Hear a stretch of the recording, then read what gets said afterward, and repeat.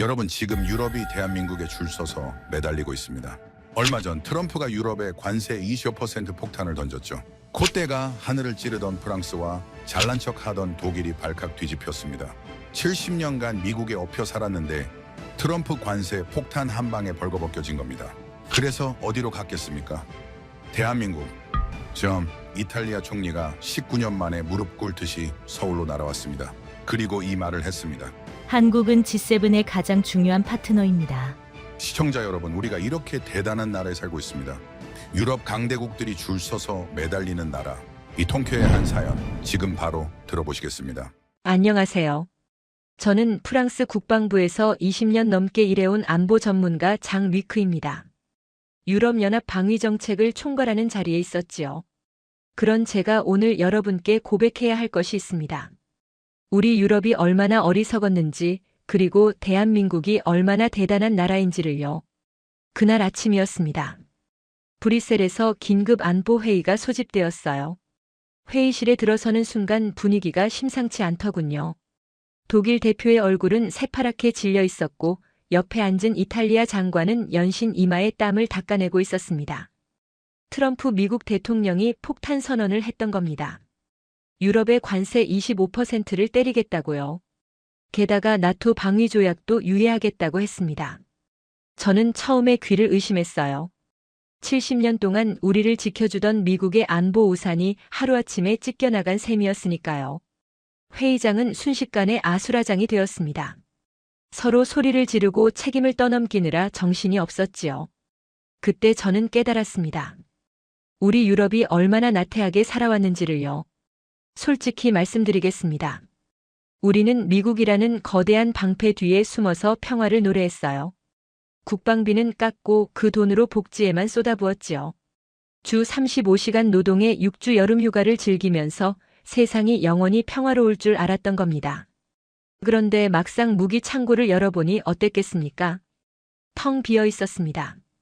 독일의 레오파르트 전차는 서류상으로 300대가 넘었지만 실제로 굴러가는 건 30%도 안 되더군요. 부품이 없어서 멈춰 선 전차들이 수두룩했어요. 나토 훈련 때 기관총 부품이 없어서 검은 빗자루를 총구에 꽂고 훈련했다는 보고까지 올라왔습니다. 저는 그 보고서를 읽으면서 손이 떨렸습니다. 프랑스는 어땠냐고요? 우리가 그토록 자랑하던 라팔 전투기 1년에 고작 11대밖에 못 만들더군요. 밀린 주문만 200대가 넘었습니다. 지금 주문하면 2035년에나 받을 수 있다는 소리였어요. 러시아가 내일이라도 쳐들어오면 10년 뒤에 도착할 전투기 브로슈어나 들고 싸워야 하는 상황이었던 겁니다. 저는 그제서야 현실을 직시했습니다. 우리가 미국 없이는 일주일도 버티기 힘들다는 시뮬레이션 결과가 농담이 아니었던 거예요. 녹슨 전차, 날지 못하는 전투기, 텅 빈 탄약고. 이것이 유로피안 드림을 외치던 우리의 민낯이었습니다. 회의가 끝나고 복도에서 이탈리아 국방장관을 마주쳤어요.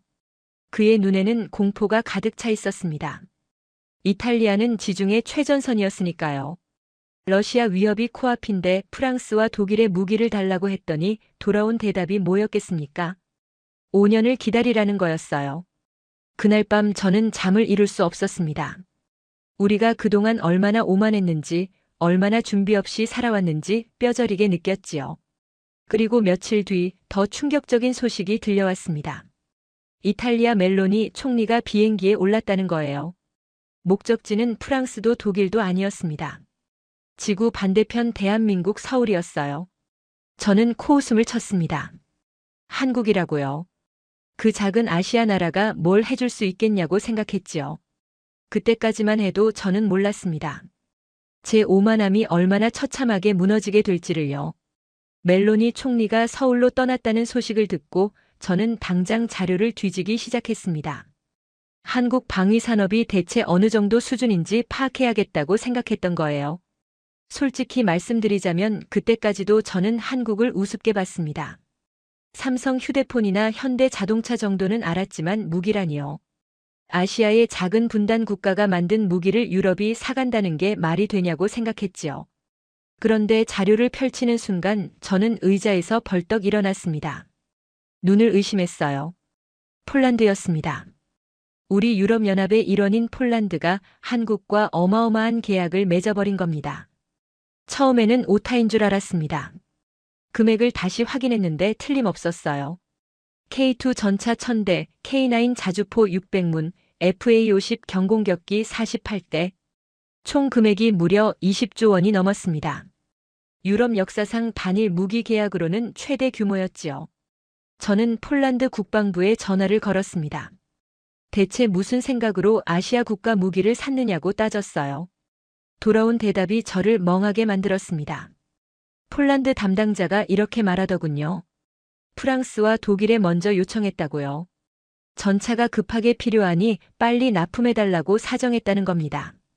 그런데 프랑스는 르클레르 전차를 연간 15대밖에 못 만든다고 했고 독일은 레오파르트 생산 라인을 재가동하려면 3년이 걸린다고 했답니다. 러시아가 우크라이나를 침공한 마당에 3년을 기다리라니요. 폴란드로서는 기가 막힐 노릇이었던 거예요. 그래서 폴란드가 한국에 연락했다고 합니다. 처음에는 별 기대 없이 문의만 해본 거라더군요. 그런데 한국의 대답이 폴란드를 놀라게 했습니다. 계약 후 1년 안에 첫 물량을 보내주겠다고 했던 겁니다. 폴란드 담당자는 처음에 농담인 줄 알았다고 했어요. 유럽에서는 상상도 못할 속도였으니까요. 근데 한국은 정말로 약속을 지켰습니다. 계약하고 채 1년이 안 되어서 K2 전차가 폴란드 항구에 도착했다는 소식이 들려왔어요. 저는 그 소식을 듣고 컴퓨터 앞에 한참을 앉아 있었습니다. 뭔가 단단히 잘못되었다는 걸 느꼈지요. 우리 프랑스가 자랑하던 르클레르 전차는 일대 생산하는데 수개월이 걸렸습니다. 숙련공들이 하나하나 수작업으로 조립해야 했거든요. 그게 장인 정신이라고 우리는 자부했어요. 그런데 한국은 어떻게 그 복잡한 전차를 그렇게 빨리 찍어내는 걸까요? 자료를 더 파고들었습니다. 알고 보니 한국의 현대로템이라는 회사가 전차를 만들고 있었어요. 이 회사가 보유한 생산시설이 어마어마하더군요. 자동화 라인이 갖춰져 있어서 부품만 있으면 한 달에 수십 대씩 뽑아낼 수 있다는 거였습니다. 저는 그 숫자를 보면서 머리가 멍해졌어요. 우리 프랑스 네스터 공장에서 1년 동안 만드는 물량을 한국은 한두 달 만에 생산한다는 계산이 나왔으니까요. 더 충격적인 건 가격이었습니다. K2 전차 한 대 가격이 우리 르클레르의 절반 수준이었어요. 처음에는 품질이 떨어지니까 싸겠거니 했습니다. 그래서 K2의 재원표를 꼼꼼히 살펴봤지요. 보고 나서 할 말을 잃었습니다. 120mm 활강포에 1500마력 엔진, 복합 장갑의 능동 방어 체계까지. 우리 르클레르와 비교해도 손색이 없었어요. 오히려 일부 사양은 한국 전차가 앞서 있었습니다. 저는 그제서야 한국이라는 나라를 다시 보기 시작했습니다. 대체 이 나라가 언제부터 이렇게 된 걸까요? 제가 알기로 한국은 불과 50년 전만 해도 세계 최빈국 중 하나였습니다. 전쟁으로 폐허가 된 나라였지요. 그런 나라가 어떻게 유럽을 제치고 세계적인 방산 강국이 되어버린 걸까요? 폴란드는 거기서 멈추지 않았습니다. 첫 번째 계약이 성공적으로 이행되자 추가 계약을 또 맺었어요. 두 번째 계약 규모가 9조 원이었습니다. 전차를 더 달라는 거였지요. 이쯤 되니 유럽 방산업계가 발칵 뒤집혔습니다. 독일 크라우스마파이 사는 비상이 걸렸고 프랑스 넥스터사도 긴급 대책회의에 들어갔어요. 그동안 유럽 시장은 우리끼리 나눠먹는 구조였거든요. 그런데 동양에서 갑자기 나타난 경쟁자가 우리 밥그릇을 빼앗아가고 있었던 겁니다. 저는 폴란드 건을 조사하면서 한 가지 더 알게 되었습니다. 한국이 단순히 무기만 판 게 아니었어요. 기술 이전까지 약속했던 겁니다. 폴란드 현지에 공장을 세우고 폴란드 노동자들에게 기술을 가르쳐 주겠다고 했지요. 유럽 회사들은 절대 안 해주는 조건이었습니다. 우리는 기술이 곧 밥줄인데 그걸 왜 남에게 주느냐는 논리였거든요. 그런데 한국은 달랐어요. 기술을 나눠주면서도 더 발전할 자신이 있다는 뜻이었지요. 그 자신감이 어디서 나오는 건지 저는 이해할 수가 없었습니다. 며칠 뒤 더 놀라운 소식이 들려왔습니다. 폴란드만이 아니었어요. 노르웨이가 한국 자주포를 샀고 호주가 한국 장갑차를 선택했으며 아랍에미리트가 한국 방공 체계를 도입하기로 했다는 겁니다. 마치 도미노처럼 한국 무기가 세계 시장을 휩쓸고 있었습니다. 2025년 한국의 방산 수출액이 152억 달러를 돌파했다는 통계가 발표되었을 때 저는 정신이 아득해졌어요. 세계 10위권 방산 수출국에 한국이 이름을 올린 겁니다. 저는 사무실 창밖을 바라보며 생각에 잠겼습니다. 우리가 와인을 마시며 바캉스를 즐기는 동안 한국은 뭘 하고 있었던 걸까요? 우리가 주 35시간 노동을 당연시하며 여유를 부리는 동안 그들은 쉬지 않고 달려왔던 겁니다. 그리고 이제 우리를 추월해버렸어요. 아니, 추월 정도가 아니었습니다. 저 멀리 달아나 버려서 등조차 보이지 않게 되어버린 거였지요. 멜로니 총리가 서울에 도착했다는 뉴스를 접한 건 그로부터 며칠 뒤였습니다. 이탈리아 총리가 한국을 방문한 건 무려 19년 만이라고 하더군요. 왜 하필 지금이었을까요? 저는 그 이유를 알 것 같았습니다. 유럽이 스스로 지킬 힘이 없다는 걸 깨달은 거예요. 미국이 등을 돌린 마당에 누군가의 손을 잡아야 했는데 프랑스도 독일도 믿을 수가 없었던 겁니다. 이탈리아의 상황은 프랑스보다도 심각했습니다. 지중해 연안 국가인 이탈리아는 북아프리카와 중동의 불안정에 직접 노출되어 있었거든요. 난민 문제도 심각했고 리비아 사태의 여파도 계속되고 있었지요. 그런데 정작 군대는 엉망이었어요. 이탈리아 육군의 주력 전차인 아리에테는 1995년에 개발된 구형이었습니다. 30년이 넘은 전차로 현대전을 치르겠다니 말이 됩니까? 해군도 마찬가지였어요. 프리기탄 몇 척이 지중해를 지킨다고 하지만 중국 해군에 비하면 우스운 수준이었지요. 멜로니 총리는 결단을 내린 겁니다. 유럽에 기대봤자 답이 없으니 아시아로 눈을 돌린 거예요. 그 중에서도 한국을 선택한 이유가 있었습니다. 첫째는 속도였어요. 앞서 말씀드린 대로 한국은 주문하면 1년 안에 납품할 수 있었습니다. 둘째는 가격이었지요. 같은 성능이면 유럽제보다 30% 이상 저렴했어요. 셋째는 정치적 부담이 적다는 점이었습니다. 미국 무기를 사면 미국 눈치를 봐야 하고 중국 무기를 사면 서방 동맹에서 찍히는데 한국 무기는 그런 부담이 없었거든요.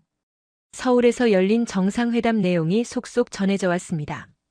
멜로니 총리가 윤석열 대통령을 만나 나눈 대화가 언론에 공개되었는데 저는 그 내용을 읽으면서 복잡한 심경이 되었어요. 멜로니 총리가 이렇게 말했다고 합니다. 한국은 G7의 가장 중요한 파트너다. 우리는 한국과 함께 미래를 열어가고 싶다. 이탈리아 총리가 아시아 국가에 이런 말을 한다는 게 상상이나 되십니까? 불과 10년 전만 해도 유럽 정상들은 아시아를 공장 정도로 생각했습니다. 우리가 설계하면 아시아가 만드는 구조였지요. 그런데 이제는 거꾸로 유럽이 아시아에 가서 무릎을 꿇고 있었던 겁니다. 회담에서 논의된 협력 분야가 방산에만 그치지 않았습니다. 반도체, 인공지능, 우주항공까지 미래 먹거리로 불리는 산업 전반에 걸쳐 한국과 손을 잡겠다는 내용이었어요. 저는 그 목록을 보면서 씁쓸함을 감출 수가 없었습니다. 우리 유럽이 자랑하던 에어버스는 보잉과 경쟁하느라 허덕이고 있었고 반도체는 아예 포기한 지 오래였거든요. 그런데 한국은 삼성과 하이닉스로 세계 메모리 시장을 장악하고 있었고 현대와 기아로 전기차 시장을 공략하고 있었으며 한화와 현대로템으로 방산까지 석권하고 있었습니다. 한 나라가 이렇게 여러 분야에서 동시에 앞서 나갈 수 있다니 믿기 어려웠어요. 회담이 끝나고 양국 정상이 공동 성명을 발표했습니다. 전략적 동반자 관계를 격상한다는 내용이었지요. 외교 용어로 이건 굉장히 큰 의미가 있었습니다. 단순한 친선 방문이 아니라 군사 경제적으로 밀접하게 협력하겠다는 선언이었거든요. 이탈리아가 한국에 이 정도 대우를 해준 건 처음이었습니다. 저는 그날 밤 아내와 저녁을 먹으면서 한국 이야기를 꺼냈습니다. 아내는 K-팝을 좋아해서 한국 가수 이름을 몇 명 알고 있었어요. 그런데 제가 방산 이야기를 하니까 깜짝 놀라더군요. 한국이 무기도 만드냐고요. 저는 그 반응이 유럽 사람들의 평균적인 인식이라는 걸 깨달았습니다. 우리는 한국을 K-팝과 한국 드라마의 나라로만 알고 있었지. 첨단 무기를 수출하는 산업 강국이라는 건 모르고 있었던 거예요. 그 무렵 저는 한국에 대해 본격적으로 조사하기 시작했습니다. 밤새 자료를 뒤지고 보고서를 읽었어요. 알면 알수록 놀라웠습니다. 한국의 방위 산업은 1970년대에 시작되었더군요. 박정희라는 대통령이 자주 국방을 외치면서 무기 국산화에 착수했다고 합니다. 처음에는 미국 무기를 분해해서 따라 만드는 수준이었어요. 총알이나 수류탄 같은 간단한 것부터 시작했지요. 그런데 한국인들은 거기서 멈추지 않았습니다. 계속 기술을 발전시켜서 1980년대에는 장갑차를 만들었고 1990년대에는 전차를 개발했으며 2000년대에는 자주포와 전투기까지 만들어냈어요. 불과 50년 만에 총알 공장에서 첨단 무기 수출국으로 도약한 겁니다. 저는 그 성장 속도에 경악했습니다. 프랑스가 항공모함 하나 만드는데 20년이 걸리는 동안 한국은 방산 생태계 전체를 구축해버린 거였으니까요. 특히 저를 놀라게 한 건 한국의 국방 연구개발 투자였습니다. GDP 대비 국방비 비율이 세계 최고 수준이었어요. 그 중에서도 연구개발에 쏟는 비중이 상당했지요.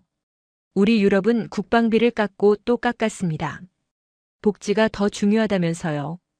그 결과가 뭡니까? 녹슨 전차와 날지 못하는 전투기였어요. 한국은 달랐습니다. 북한이라는 위협이 코앞에 있었기에 국방을 소홀히 할 수가 없었던 거예요. 그 절박함이 오히려 한국을 강하게 만들었습니다. 멜로니 총리가 서울에서 돌아온 뒤 유럽 정계가 술렁였습니다.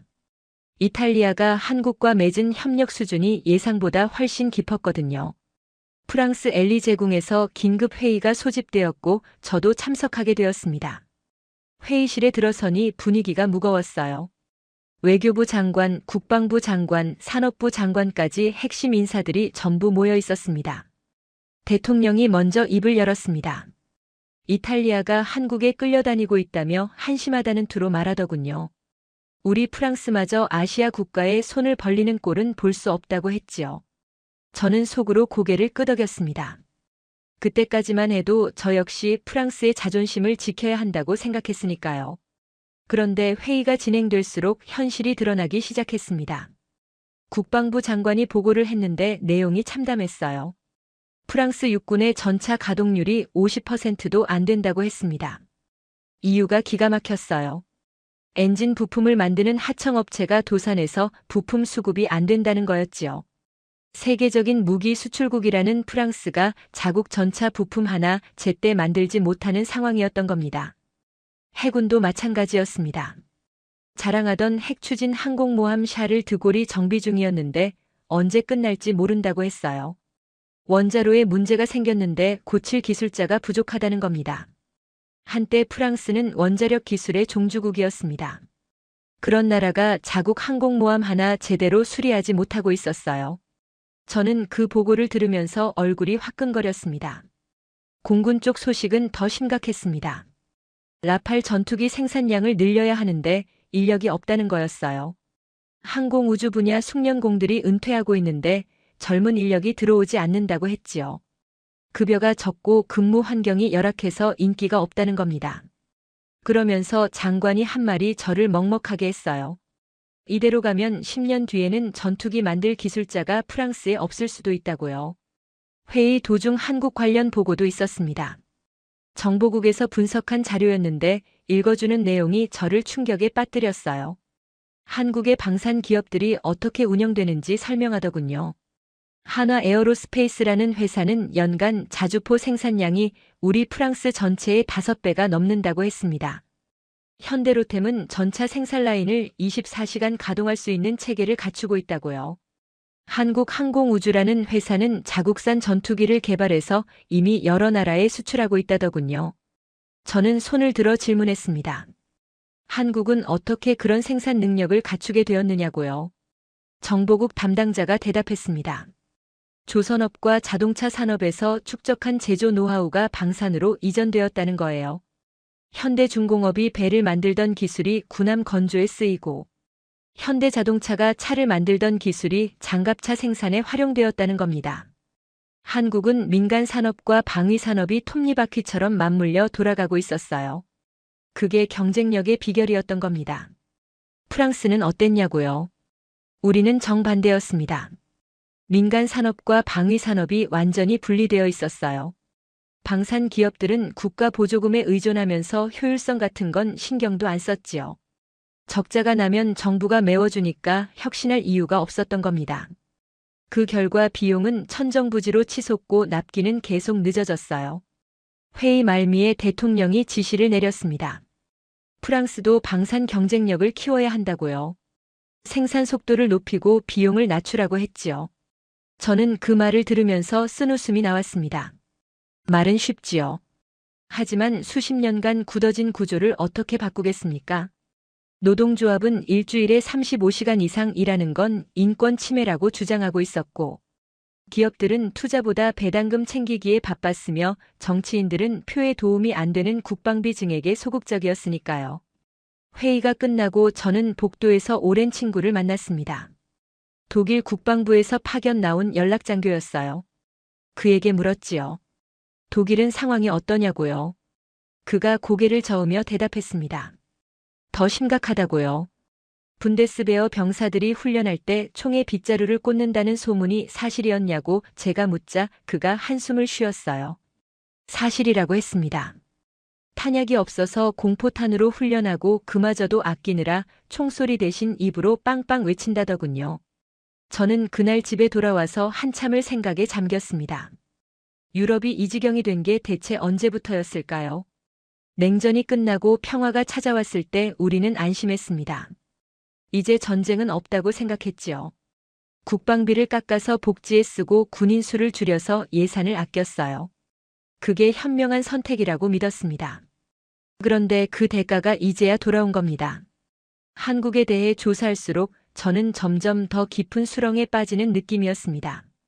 알면 알수록 우리 유럽이 초라해 보였거든요. 그러던 중 한국 대사관에서 열리는 리셉션에 초대받게 되었습니다. 방위산업 관계자들을 위한 자리였는데 저도 국방부 소속이라 참석할 수 있었지요. 파리 16구에 있는 한국 대사관전은 생각보다 아담했습니다. 화려하지 않았어요. 미국 대사관저의 웅장함이나 중국 대사관저의 거대함과는 달랐지요. 그런데 그 소박함이 오히려 인상적이었습니다. 허세 없이 실용적인 느낌이랄까요.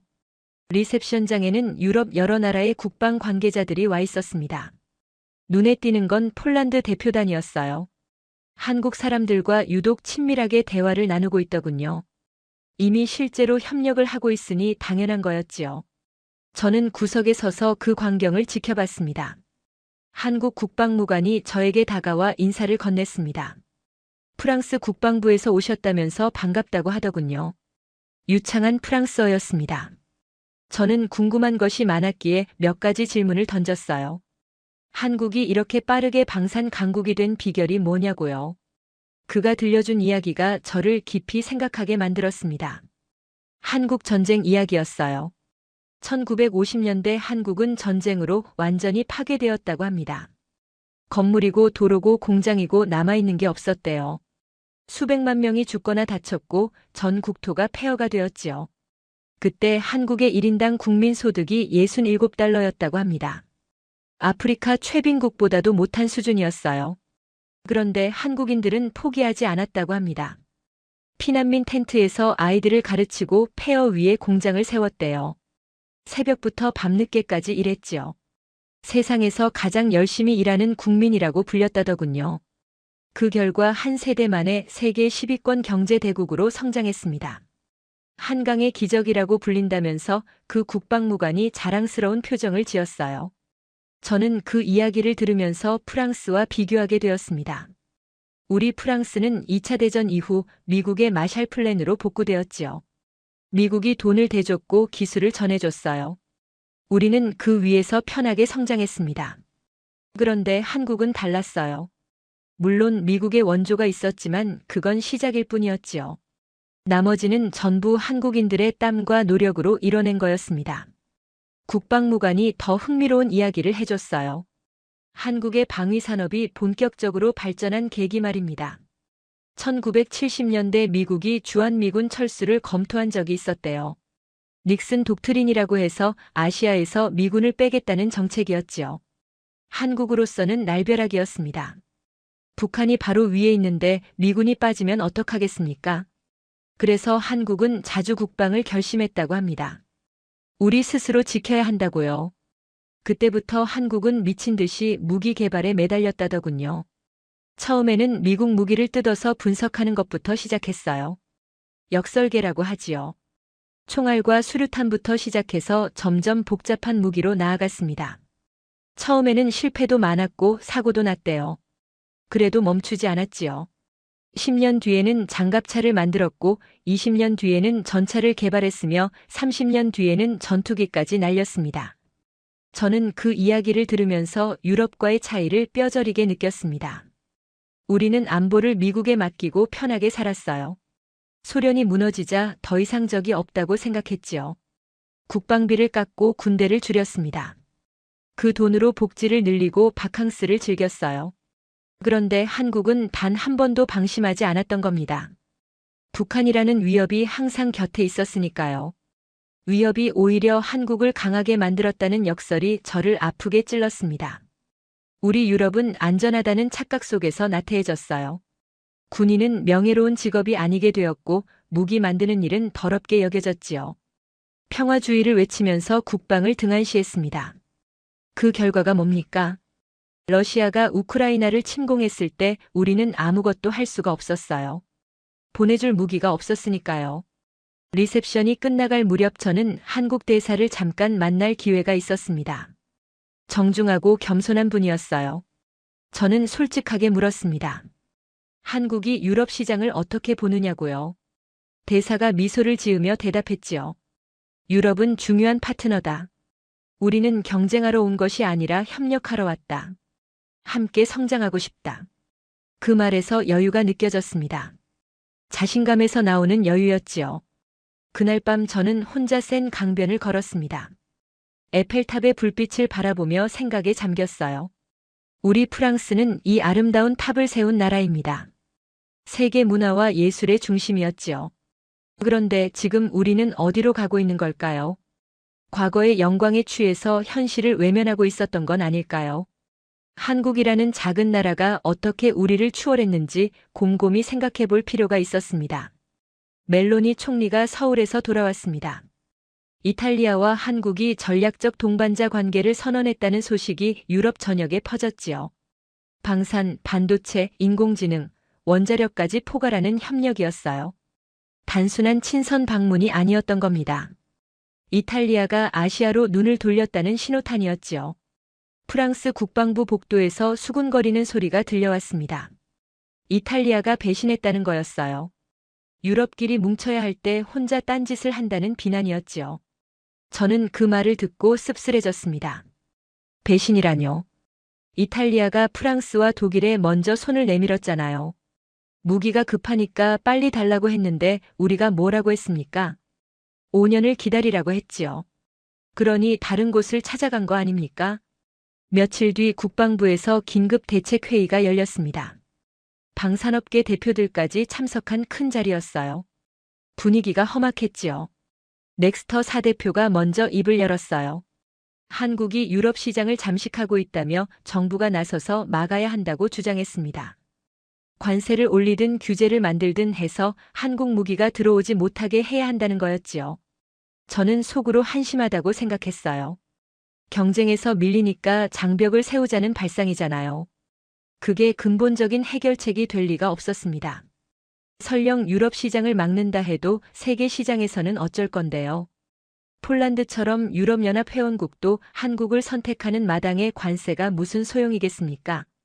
회의 중에 제가 손을 들었습니다. 다른 접근이 필요하다고 말했어요. 한국을 막을 게 아니라 우리가 경쟁력을 키워야 한다고요. 생산 속도를 높이고 비용을 낮추는 게 먼저라고 했지요. 그랬더니 회의실이 조용해졌어요. 불편한 침묵이었습니다. 넥스터 4대표가 저를 쏘아봤어요. 당신이 뭘 아느냐는 표정이었지요. 그가 비꼬듯이 말했습니다. 한국처럼 노동자들을 쥐어짜자는 거냐고요. 우리는 프랑스다. 노동자의 권리가 있다. 주 35시간 노동은 신성불가침이다. 그런 식으로 나오더군요. 저는 반박하려다가 그만뒀어요.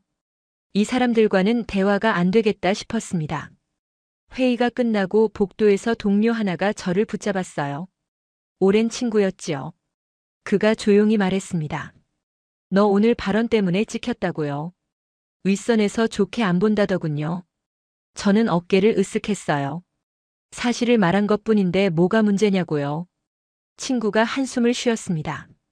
여기서는 사실이 중요한 게 아니라고요. 분위기를 읽어야 한다고 했지요. 그 대화가 저를 우울하게 만들었어요. 프랑스 관료 사회의 민낯을 본 것 같았거든요. 문제를 직시하기보다 덮으려 하고 변화하기보다 현상 유지에 급급한 구조였지요. 이래서는 한국을 따라잡기는커녕 격차가 더 벌어질 게 뻔했습니다. 집에 돌아와서 텔레비전을 켰더니 뉴스에서 멜로니 총리 인터뷰가 나오고 있었어요. 기자가 물었지요. 왜 유럽이 아닌 한국을 선택했느냐고요. 멜로니 총리의 대답이 명쾌했습니다. 우리는 결과가 필요하다. 한국은 결과를 줄 수 있다. 그게 전부라고요. 저는 그 말에 무릎을 쳤어요. 정확한 지적이었거든요. 유럽은 회의만 하고 한국은 실행을 합니다. 유럽은 절차를 따지고 한국은 결과를 만들지요. 그 차이가 모든 걸 설명해주고 있었어요. 다음 날 사무실에 출근하니 이상한 분위기였습니다. 동료들이 저를 피하는 것 같았어요. 점심때 구내식당에서 혼자 밥을 먹었지요. 어제 회의에서 튀는 발언을 한 대가였습니다. 조직에서 이단아로 찍히면 이렇게 되는 거였어요. 오후에 상관이 저를 불렀습니다. 어제 발언에 대해 주의를 주더군요. 회사 대표들 앞에서 그런 말을 하면 곤란하다고요. 정치적으로 민감한 사안이니 조심하라고 했지요. 저는 네 알겠다고만 대답했어요. 속으로는 분이 끓어올랐지만 참았습니다. 퇴근길에 센 강변을 걸었어요. 해가 지고 있었지요. 에펠탑에 불이 들어오기 시작했습니다. 아름다운 풍경이었지만 마음은 무거웠어요. 이 나라가 과연 변할 수 있을까요? 기득권에 안주하고 변화를 거부하는 이 구조가 깨질 날이 올까요? 한국은 달랐겠지요. 전쟁의 폐허에서 시작했으니까 잃을 게 없었을 거예요. 앞으로 가는 수밖에 없었겠지요. 그 절박함이 그들을 움직인 거였어요. 반면 우리 프랑스는 너무 많은 걸 가지고 있었습니다.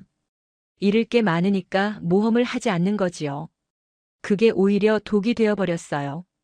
그 주 내내 유럽 전역에서 소식이 쏟아졌습니다. 멜로니의 서울 방문이 도미노 효과를 일으킨 거였어요. 루마니아가 한국산 자주포 도입을 공식 검토하겠다고 발표했지요. 그리스도 한국 방산업체들과 접촉하고 있다는 보도가 나왔어요.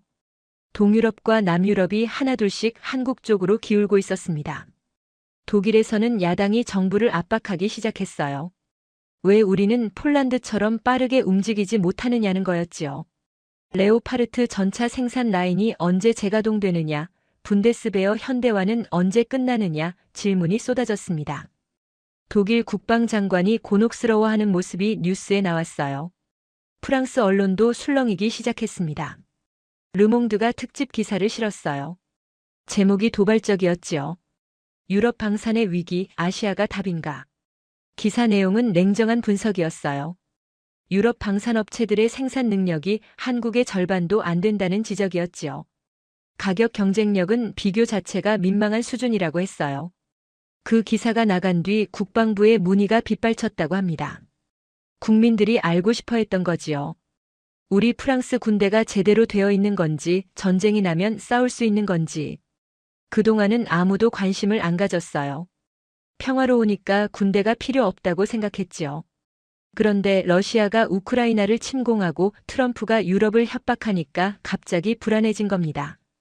저는 이 분위기를 기회로 삼기로 했어요. 상관에게 보고서를 제출했습니다. 한국 방위산업 분석과 프랑스에 주는 시사점이라는 제목이었지요. 제가 그동안 조사한 내용을 총정리한 거였어요. 생산 속도, 가격 경쟁력, 기술 수준, 민관 협력 체계까지. 한국의 강점을 객관적으로 분석하고 프랑스가 배울 점을 제안했습니다. 상관이 보고서를 읽더니 묘한 표정을 지었어요. 내용은 좋은데 시기가 민감하다고 하더군요. 지금 이걸 올리면 위에서 불편해할 거라고요. 저는 그래도 올려달라고 부탁했어요. 누군가는 진실을 말해야 하지 않겠느냐고요. 상관이 한참을 고민하더니 결국 올려보겠다고 했습니다. 며칠 뒤 뜻밖의 연락이 왔어요.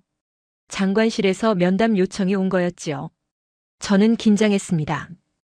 혼나려고 불려가는 건지 칭찬받으러 가는 건지 알 수 없었으니까요. 양복을 단정히 차려입고 장관실로 향했어요. 장관이 저를 맞이했습니다. 예상과 달리 표정이 부드러웠어요. 보고서 잘 읽었다면서 자리에 앉으라고 했지요. 저는 조심스럽게 앉았습니다. 장관이 말했어요. 솔직한 분석이 마음에 든다고요. 요즘 이렇게 직설적으로 말하는 사람이 없다면서요. 장관이 물었습니다. 당신 생각에 프랑스가 변할 수 있겠느냐고요. 저는 솔직하게 대답했어요. 어렵겠지만 불가능하지는 않다고요. 다만 리더십이 필요하다고 했지요. 위에서 방향을 잡아주지 않으면 아래에서는 움직이지 않는다고요. 장관이 고개를 끄덕였어요. 그리고 뜻밖의 제안을 했습니다. 한국과의 협력 방안을 검토하는 태스크포스를 만들 건데 참여할 의향이 있느냐고요. 저는 잠시 망설였어요. 조직 내에서 이단화로 찍힌 상태에서 또 튀는 역할을 맡으면 더 힘들어질 수도 있었으니까요. 하지만 저는 수락했습니다. 이런 기회가 또 언제 오겠습니까? 프랑스가 조금이라도 변하는 데 기여할 수 있다면 감수할 만한 위험이었지요. 장관이 미소를 지었어요. 좋은 선택이라고 하더군요. 장관실을 나오면서 저는 묘한 기분이 들었습니다. 아직 아무것도 바뀌지 않았어요. 하지만 바뀔 가능성이 생긴 거였지요. 작은 균열이 큰 변화로 이어질 수도 있으니까요. 멜로니의 서울 방문이 그 균열의 시작이었어요. 이제 그 균열이 프랑스에도 번지고 있었습니다. 사무실로 돌아오니 동료들이 수군거렸어요. 장관실에 다녀왔다는 소문이 퍼진 거지요. 어떤 사람들은 부러워하는 눈치였고 어떤 사람들은 경계하는 표정이었어요. 저는 신경 쓰지 않기로 했습니다. 해야 할 일이 생겼으니까요. 그날 밤 아내에게 이야기했어요. 새로운 임무를 맡게 됐다고요. 아내가 물었지요. 힘들어지는 거 아니냐고요. 저는 웃으며 대답했어요. 아마 그럴 거라고요. 하지만 의미 있는 일이라고 했지요. 아내가 제 손을 잡았어요. 응원한다고 하더군요. 태스크포스 첫 회의가 열리기 전날 밤이었습니다. 저는 서재에 앉아 지난 몇 주를 돌아봤어요. 트럼프의 관세 폭탄으로 시작된 이 여정이 저를 완전히 다른 사람으로 만들었더군요. 처음에 저는 오만했습니다. 유럽이 세계 최고라고 믿어 의심치 않았지요. 아시아 국가들은 우리를 따라오는 존재일 뿐이라고 생각했어요. 특히 한국은 K-팝과 삼성 휴대폰의 나라로만 여겼습니다. 전쟁으로 폐허가 된 작은 분단국이 무슨 대단한 무기를 만들겠느냐고 코웃음 쳤지요. 그런데 현실은 달랐습니다. 폴란드가 한국과 20조 원짜리 계약을 맺었을 때 저는 눈을 의심했어요. 자료를 파고들수록 충격이 커졌지요. 한국의 생산 능력, 가격 경쟁력, 기술 수준이 유럽을 앞서고 있었습니다. 우리가 와인을 마시며 바캉스를 즐기는 동안 그들은 쉬지 않고 달려왔던 거예요. 멜로니 총리가 서울로 날아간 건 상징적인 사건이었습니다. 유럽의 지도자가 아시아의 작은 나라에 손을 내민 거니까요. 19년 만에 방문이라고 했지요. 예전 같으면 상상도 못할 일이었어요. 그만큼 유럽이 궁지에 몰렸다는 뜻이었습니다. 한국 대사관 리셉션에서 만난 사람들이 떠올랐어요. 그들에게는 배고픔이 있었습니다. 아직도 뭔가를 증명해야 한다는 절실함이 느껴졌지요. 국방무관이 해준 한국 전쟁 이야기가 아직도 귓가에 맴돕니다. 전쟁으로 모든 게 파괴된 나라가 70년 만에 세계적인 방산 강국이 되었다니요. 기적이라는 말밖에 표현할 길이 없었어요. 반면 우리 유럽은 배가 불러 있었습니다. 이미 다 이뤘다고 생각하니까 더 노력할 이유가 없었지요. 과거의 영광에 취해서 현실을 외면했어요. 국방비를 깎고 군대를 줄이면서도 평화가 영원할 줄 알았습니다. 미국이 지켜주니까 우리는 편하게 살면 된다고 착각했지요. 그 대가를 지금 치르고 있는 겁니다. 저는 이 과정에서 많은 것을 배웠어요. 무엇보다 겸손의 중요성을 깨달았습니다. 과거의 영광은 미래를 보장해주지 않아요. 세상은 끊임없이 변하는데 우리만 제자리에 서 있으면 도태되는 건 당연한 거지요. 한국이 그걸 증명해줬습니다. 어느 나라든 배울 점이 있다는 것도 알게 되었어요. 예전에는 아시아 국가들을 무시했습니다. 우리가 가르쳐줘야 할 대상이라고 생각했지요. 그런데 지금은 우리가 배워야 할 처지가 되어버렸어요. 세상이 그렇게 변한 겁니다. 내일부터 태스크포스 일이 시작됩니다. 쉽지 않을 거예요. 기득권의 저항이 거셀 거고 변화를 싫어하는 사람들이 발목을 잡겠지요. 하지만 누군가는 해야 할 일입니다. 프랑스가 조금이라도 변하는 데 기여할 수 있다면 저는 기꺼이 그 역할을 맡겠어요. 유럽의 위기는 아직 끝나지 않았습니다. 러시아의 위협은 여전하고 미국의 방위 공약도 불확실하지요. 우리는 스스로를 지킬 힘을 길러야 해요.